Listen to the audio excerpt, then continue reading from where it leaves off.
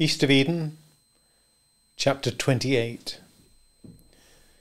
It was at the supper table that the boys discovered the change in their father. They knew him as a presence, as ears that heard but did not listen, eyes that looked and did not notice.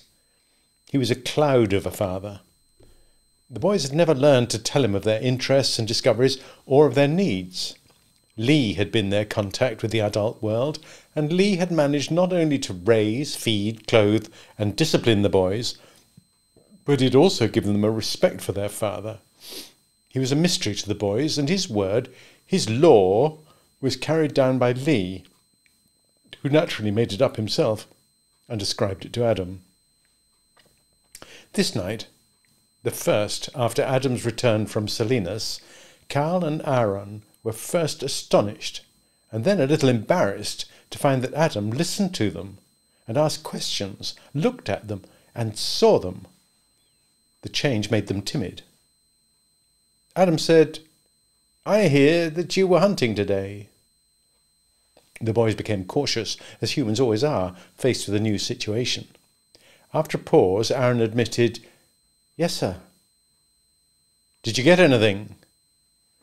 This time a longer pause, and then, "Yes, sir." "What did you get?" "A rabbit." "With bows and arrows? Who got him?" Aaron said, "We both shot. We don't know which one hit." Adam said, "Don't you know your own arrows? We used to mark our arrows when I was a boy." This time Aaron refused to answer and get into trouble, and Cal, after waiting, said, "Well, it was my arrow, all right, but we think it might have got in Aaron's quiver." "What makes you think that?" "Well, I don't know," Cal said, "but I think it was Aaron hit the rabbit." Adam swung his eyes. "And what do you think?" "I think maybe I hit it, but I'm not sure." "Well, you both seem to handle the situation very well." And the alarm went out of the faces of the boys. It did not seem to be a trap. "Where's the rabbit?" Adam asked. Cal said, "Aaron gave it to Abra as a present." "She threw it out," said Aaron. "Why?" "I don't know. I wanted to marry her too." "You did?" "Yes, sir." "How about you, Cal?" "I guess I'll let Aaron have her," said Cal. Adam laughed, and the boys could not recall ever having heard him laugh. "Is she a nice little girl?" he asked. "Oh, yes," said Aaron. "She's nice, all right. She's good and nice." "Well, I'm glad of that if she's going to be my daughter-in-law." Lee cleared the table, and after a quick rattling in the kitchen, he came back. "Ready to go to bed?" he asked the boys. They glared in protest. Adam said, "Sit down, let them stay a while." "I've got the accounts together. We can go over them later," said Lee. "What accounts, Lee?" "The house and the ranch accounts. You said you wanted to know where you stood." "Not the accounts for over 10 years, Lee." "You never wanted to be bothered before." "I guess that's right, but sit a while. Aaron wants to marry the little girl who was here today." "Are they engaged?" Lee asked. "I don't think she's accepted him yet," said Adam. "That may give us some time." Cal had quickly lost his awe of the changed feeling in the house, and had been examining this ant-hill with calculating eyes, trying to determine just how to kick it over. He made his decision. "She's a real nice girl," he said. "I like her. Know why? Well, she said to ask you where our mother's grave is, so we can take some flowers." "Could we, Father?" Aaron asked. "She said she'd teach us how to make wreaths." Adam's mind raced. He was not good at lying to begin with, and he hadn't practiced. The solution frightened him. It came so quickly to his mind, and so glibly to his tongue. Adam said, "I wish we could do that, boys, but I'll have to tell you, your mother's grave is clear across the country where she came from." "Why?" Aaron asked. "Well, some people want to be buried in the place they come from." "How did she get there?" Cal asked. "We put her on a train and sent her home, didn't we, Lee?" Lee nodded. "It's the same with us," he said. "Nearly all Chinese get sent home to China after they die."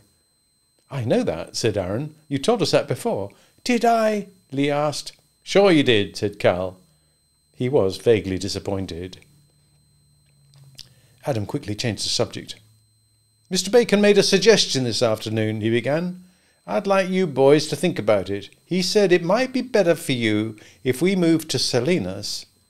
Better schools, lots of other children to play with. The thought stunned the twins. Cal asked, How about here? Well, we'd keep the ranch in case we want to come back. Aaron said, Abra lives in Salinas. And that was enough for Aaron. Already he had forgotten the sailing box. All he could think of was a small apron and a sunbonnet and soft little fingers.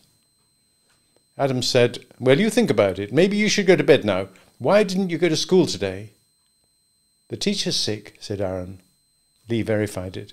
Miss Culp has been sick for 3 days, he said. They don't have to go back until Monday. Come on, boys. They followed him obediently from the room. Adam sat smiling vaguely at the lamp and tapping his knee with a forefinger until Lee came back. Adam said, Do they know anything? I don't know, said Lee. Well, maybe it was just the little girl. Lee went to the kitchen and brought back a big cardboard box. Here are the accounts. Every year has a rubber band round it. I've been over it. It's complete. You mean all the accounts? Lee said, You'll find a book for each year and receipted bills for everything. You wanted to know how you stood. Here it is, all of it. Do you really think you'll move? Well, I'm thinking of it. I wish there were some way you could tell the boys the truth. That would rob them of the good thoughts about their mother, Lee. Have you thought of the other danger? What do you mean? Well, suppose they find out the truth. Plenty of people know. Well, maybe when they're older it'll be easier for them. I don't believe that, said Lee. But that's not the worst danger. I guess I don't follow you, Lee. It's the lie I'm thinking of. It might infect everything. If they ever found out you'd lied to them about this, the true things would suffer. They wouldn't believe anything then.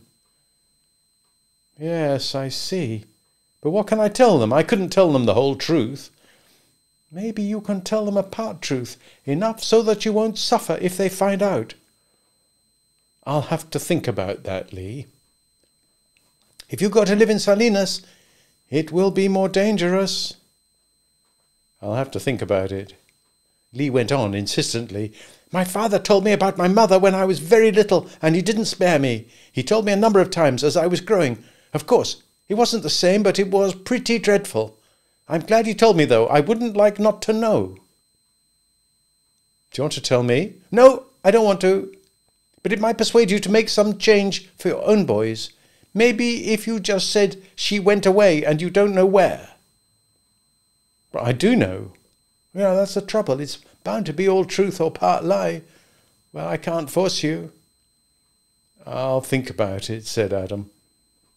What's the story about your mother? Oh, you really want to hear? Only if you want to tell me. I'll make it very short, said Lee.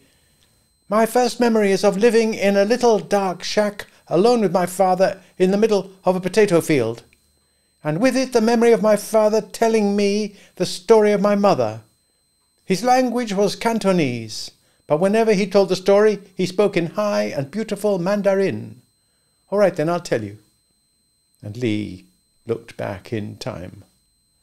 I'll have to tell you first that when you built the railroads in the West, the terrible work of grading and laying ties and spiking the rails was done by many thousands of Chinese.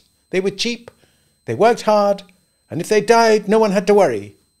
They were recruited largely from Canton, for the Cantonese are short and strong and durable, and also they are not quarrelsome. They were brought in by contract, and perhaps the history of my father was a fairly typical one. You must know that a Chinese must pay all of his debts on or before our New Year's Day. He starts every year clean.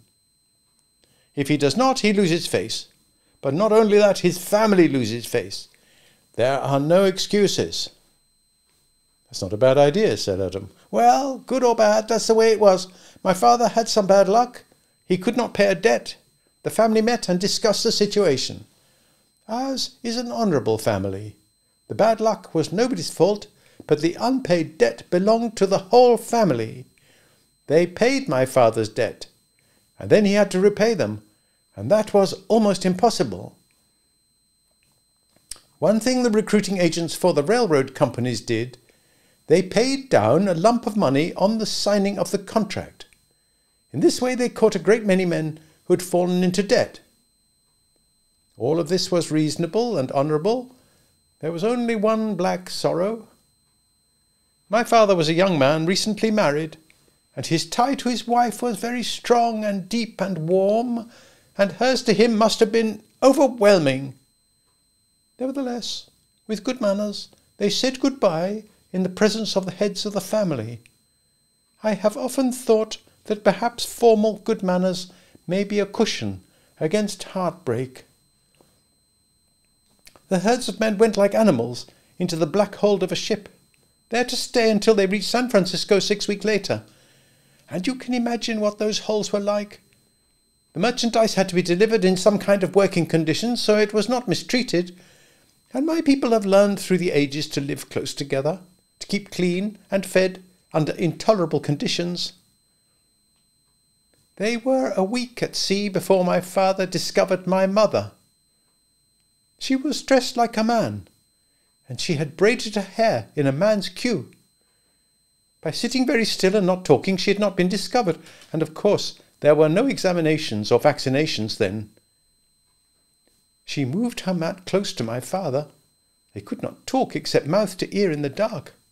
My father was angry at her disobedience, but he was glad too. Well, there it was. They were condemned to hard labour for 5 years. It did not occur to them to run away once they were in America, for they were honourable people, and they had signed the contract. Lee paused. I thought I could tell it in a few sentences, he said, but you don't know the background. I'm going to get a cup of water. Do you want some? Yes, said Adam, but there's one thing I don't understand. How could a woman do that kind of work? I'll be back in a moment, said Lee, and he went to the kitchen. He brought back tin cups of water and put them on the table. He asked, Now what did you want to know? How could your mother do a man's work? Lee smiled. My father said she was a strong woman, and I believe a strong woman may be stronger than a man, particularly if she happens to have love in her heart. I guess a loving woman is almost indestructible. Adam made a wry grimace. Lee said, You'll see one day, you'll see. I didn't mean to think badly, said Adam. How could I know out of one experience? Go on. One thing my mother did not whisper in my father's ear during that long miserable crossing, and because a great many were deadly seasick, no remark was made of her illness. Adam cried, Oh, she was pregnant. She was pregnant, said Lee, and she didn't want to burden my father with more worries. Did she know about it when she started? No, she did not. I set my presence in the world at the most inconvenient time. It's a longer story than I thought. Well, you can't stop now, said Adam. No, I suppose not. In San Francisco, the flood of muscle and bone flowed into cattle cars and the engines puffed up the mountains. They were going to dig hills aside in the Sierras and burrow tunnels under the peaks. My mother got herded into another car and my father didn't see her until they got to their camp on a high mountain meadow.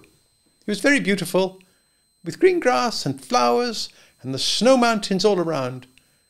And only then did she tell my father about me. They went to work.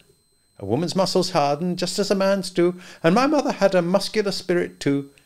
She did the pick and shovel work expected of her, and it must have been dreadful. But a panic worry settled on them about how she was going to have the baby. Adam said, Were they ignorant?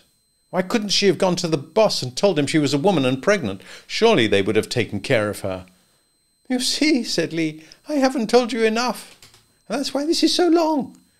They were not ignorant. These human cattle were imported for one thing only, to work. When the work was done, those who were not dead were to be shipped back. Only males were brought, no females. The country did not want them breeding. A man and a woman and a baby have a way of digging in, of pulling the earth where they are about them and scratching out a home. And then it takes all hell to root them out. But a crowd of men, nervous, lusting, restless, half sick with loneliness for women, why, they'll go anywhere. And particularly will they go home. And my mother was the only woman in this pack of half-crazy, half-savage men. The longer the men worked and ate, the more restless they became. To the bosses they were not people but animals, which could be dangerous if not controlled. You can see why my mother did not ask for help. Why, they'd have rushed her out of the camp, and who knows, perhaps shot and buried her like a diseased cow. 15 men were shot for being a little mutinous. No, they kept order the only way our poor species has ever learned to keep order. We think there must be better ways, but we never learn them. Always the whip, the rope, and the rifle. I wish I hadn't started to tell you this. Why should you not tell me? Adam asked. I can see my father's face when he told me. An old misery comes back, raw and full of pain. Telling it, my father had to stop and gain possession of himself, and when he continued he spoke sternly, and he used hard, sharp words, almost as though he wanted to cut himself with them. These two managed to stay close together by claiming she was my father's nephew. The months went by, and fortunately for them there was very little abdominal swelling. She worked in pain and out of it. My father could only help her a little, apologizing. My nephew is young and his bones are brittle. They had no plan. They did not know what to do. And then my father figured out a plan. He would run into the high mountains to one of the higher meadows, and there beside a lake they'd make a burrow for the birthing, and when my mother was safe and the baby born, my father would come back and take his punishment, and he would sign for an extra 5 years to pay for his delinquent nephew. Pitiful as their escape was, it was all they had, and it seemed a brightness. The plan had 2 requirements. The timing had to be right, and a supply of food was necessary. Lee said, "My parents," and he stopped, smiling over his use of the word, and it felt so good that he warmed it up. "My dear parents began to make their preparations. They saved a part of their daily rice and hid it under their sleeping mats. My father found a length of string and filed out a hook from a piece of wire, for there were trout to be caught in the mountain lakes. He stopped smoking to save the matches, issued, and my mother collected every tattered scrap of cloth she could find and unravelled edges to make thread, and sewed this rag bag together with a splinter to make swaddling clothes for me. I wish I had known her." "So do I," said Adam. "Did you ever tell this to Sam Hamilton?" "No, I didn't. I wish I had.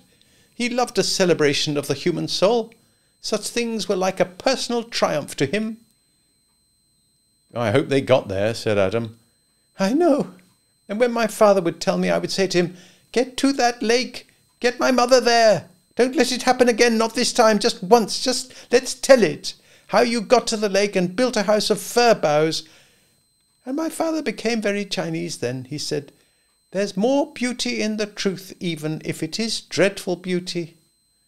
The storytellers of the city gate twist life so that it looks sweet to the lazy and the stupid and the weak. And this only strengthens their infirmities and teaches nothing, cures nothing, nor does it let the heart soar.'" "Get on with it," Adam said irritably. Lee got up and went to the window, and he finished the story, looking out at the stars that winked and blew in the March wind. "A little boulder jumped down a hill and broke my father's leg. They set the leg and gave him cripple's work, straightening used nails with a hammer on a rock. And whether with worry or work, it doesn't matter, my mother went into early labour, and then the half-mad men knew, and they went all mad. One hunger sharpened another hunger, and one crime blotted out the one before it, and the little crimes committed against those starving men flared into one gigantic maniac crime. My father heard the shout, 'Woman!' and he knew. He tried to run and his leg re-broke under him and he crawled up the ragged slope to the roadbed where it was happening. When he got there, a kind of sorrow had come over the sky, and the Canton men were creeping away to hide and to forget that men can be like this. My father came to her on the pile of shale. She had not even eyes to see out of, but her mouth still moved, and she gave him his instructions. My father clawed me out of the tattered meat of my mother with his fingernails. She died on the shale in the afternoon. Adam was breathing hard. Lee continued in a sing-song cadence. Before you hate those men, you must know this. My father always told it at the last. No child ever had such care as I. The whole camp became my mother. It is a beauty, a dreadful kind of beauty. And now good night, I can't talk any more. Adam restlessly opened drawers and looked up at the shelves and raised the lids of boxes in his house, and at last he was forced to call Lee back and ask, "Where's the ink and the pen?" "You don't have any," said Lee. "You haven't written a word in years. I'll lend you mine if you want."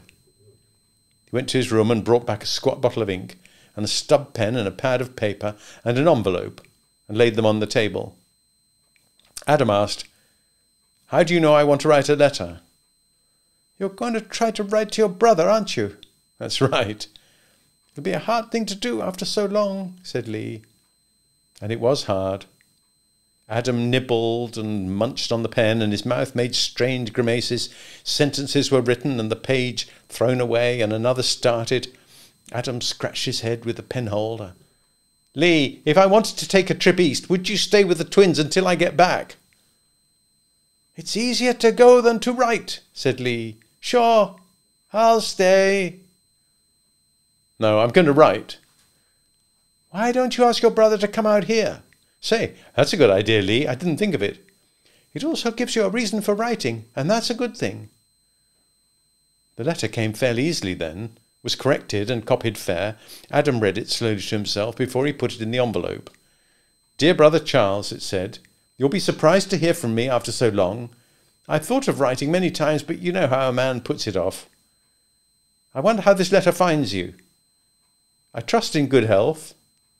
For all I know, you may have 5 or even 10 children by now. Ha ha! I have 2 sons, and they're twins. Their mother is not here. Country life did not agree with her. She lives in a town nearby, and I see her now and then. I've got a fine ranch, but I'm ashamed to say I do not keep it up very well. Maybe I'll do better from now on. I always did make good resolutions, but for a number of years I felt poorly. I'm well now. How are you? And how do you prosper? I would like to see you. Why don't you come to visit here? It's a great country, and you might even find a place where you would like to settle. No cold winters here. That makes a difference to old men like us. Ha ha. Well, Charles, I hope you'll think about it and let me know.